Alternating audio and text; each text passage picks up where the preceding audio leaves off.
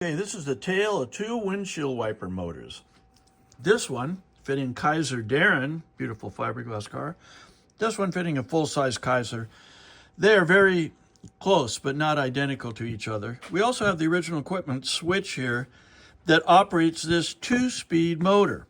Our concerns were about the park circuit. Our customer wants it at park for both of these linkages to be aiming straight down.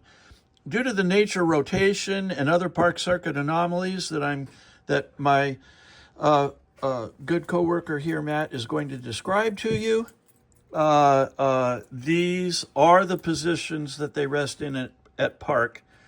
Final adjustments can be made when he puts the windshield wipers back on the screen. So, Matt, can you describe to us and operate these motors real quickly?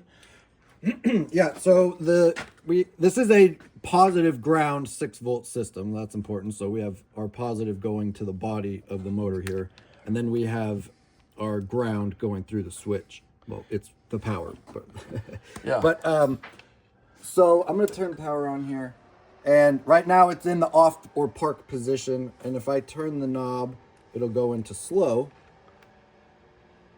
or it won't. Oh, because this came disconnected off of here. Okay, we got our ground back. There we go. Okay. So that's slow speed. And here is fast speed. And I can go back to slow and park. And there is where it parks. Now that park position is adjustable by modifying the way, by tightening and loosening this, it raises and lowers the contacts, which changes when this little push rod separates the contacts. And inside of here, you can actually see, if you look at this motor, there's a ramp on the gear. And that lets you determine when the contacts will open and close. Right, so the push rod rides this ramp round and round, and you can see that there's a little bump right there. And the push rod right here goes in and out and rides on that little roller coaster.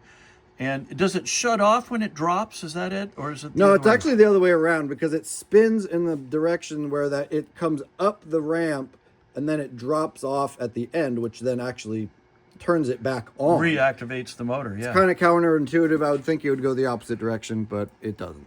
Okay, so that's our story. Is there anything else there, Matt, about... There was a little confusion on the way this was supposed to be wired. We've got it all figured out, and we're going to let the customer know the proper wiring for the system. Right, so one speed is a single wire, and the other speed is two wires charged together because of the way this particular motor is wound. So thank you very much for your interest, and we'll continue on.